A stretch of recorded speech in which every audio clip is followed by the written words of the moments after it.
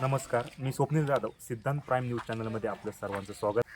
आज आपण आलो आहोत कळंब चांडोली बुद्रुक जिल्हा परिषद गटामधील कळंबई या गावामध्ये. या ठिकाणी आम्ही या गावामध्ये फिरलो असताना या ठिकाणच्या शाळा असतील, रस्ते असतील, या ठिकाणची मंदिरे असतील, चांगल्या पद्धतीने या ठिकाणचा विकास झालेला आम्हाला एकंदरीत या ठिकाणी दिसलेला आहे.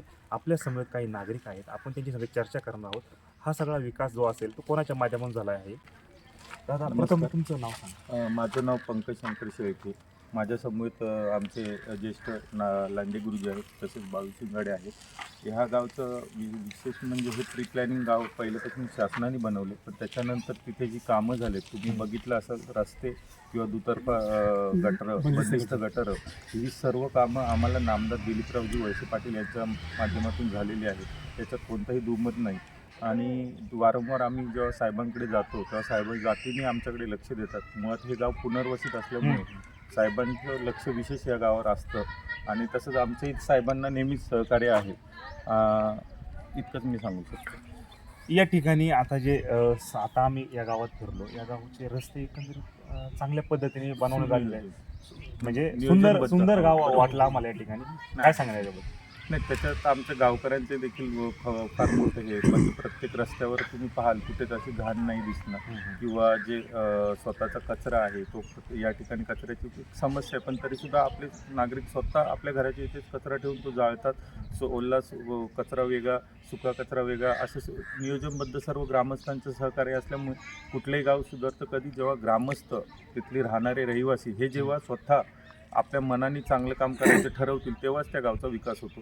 आणि हा विकास म्हणजे खरं तर गावातील ग्रामस्थांच्याच, महिला भगिनी किंवा आमचे ज्येष्ठांचं मार्गदर्शन, नेहमीच गुरुजींचं आम्हाला मार्गदर्शन असतं. आमची तरुण पिढीसुद्धा त्यांच्या शब्दाला नेहमीच हे देत असते. आमचं भैरवनाथाचं मंदिर असेल, हे लोकवर्गणीतून आम्ही केलेलं आहे आणि सर्व नोकर स्टाफ, मुंबई पुणेकर त्यांचा नेहमी आम्हाला सहभाग असतो मुलाचा.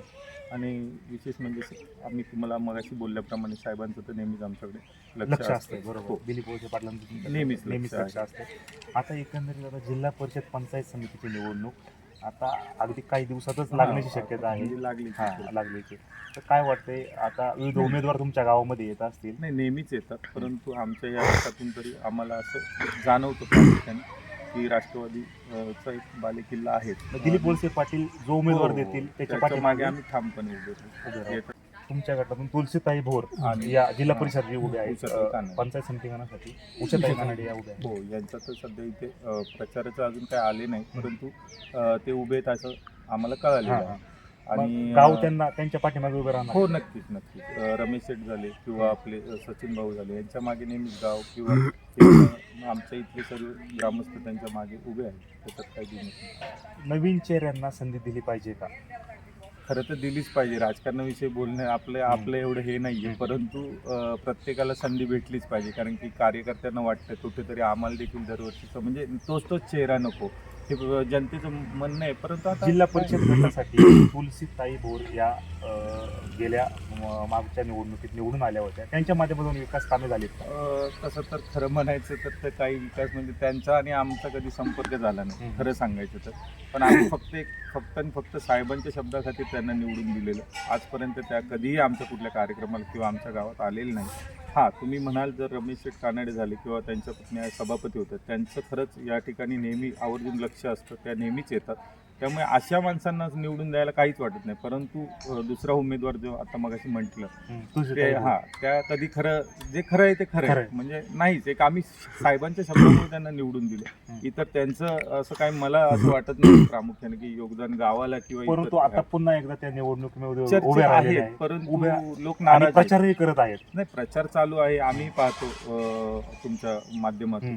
परंतु इतकं पाहिजे असं त्यांना तो हे नाही आहे. पण आपल्या उषाताई कानडे आहेत, त्यांना सपोर्ट आहे. परंतु तुलसीताई भोर यांना तुम्ही संधी देणार का आता पुन्हा परत? साहेबांनी दिले म्हटलं आम्हाला त्यांच्या मागे उभं राहावं लागेल. बरोबर आहे. भले साहेबांची आमची नाराजी आम्ही साहेबांना व्यक्त करून सांगू जेव्हा वेळ येईल, परंतु साहेबांनी दिले त्याच्या मागे आम्ही ठामपणे उभं राहू, यात काही दुमत. धन्यवाद. बाबा, तुमचं नाव सांगा. माझं नाव भगवंत तुकाराम लांडे. आता जिल्हा परिषद निवडणूक येऊन ठेवलेली आहे, विविध उमेदवार रिंगणात आहे. काय वाटतंय, कोणता चांगला उमेदवार आहे? यात आमच्या तरुण यांनी सांगितलं इथे आमच्या या शरीर कानाडे आहेत या तुलसीताई बोर देखील आहेत. तुळशीदाई बोलली आहेत त्यांच्या माध्यमामध्ये एक थोडंसं आपलं थोडंसं काम झालेलं आहे, थोडंसं म्हणजे किंचितचं काम झालं एक बाकीचं काम म्हणजे तुमच्या कळंबे गावामध्ये तुलसीताई बोर यांचं थोडंफार काहीतरी विकास काम आहे. आहे थोडं. हां, त्यामुळं आता तुमचे रस्ते या ठिकाणचं कळंबे गाव एकंदरीत सुंदर गाव वाटलं आम्हाला.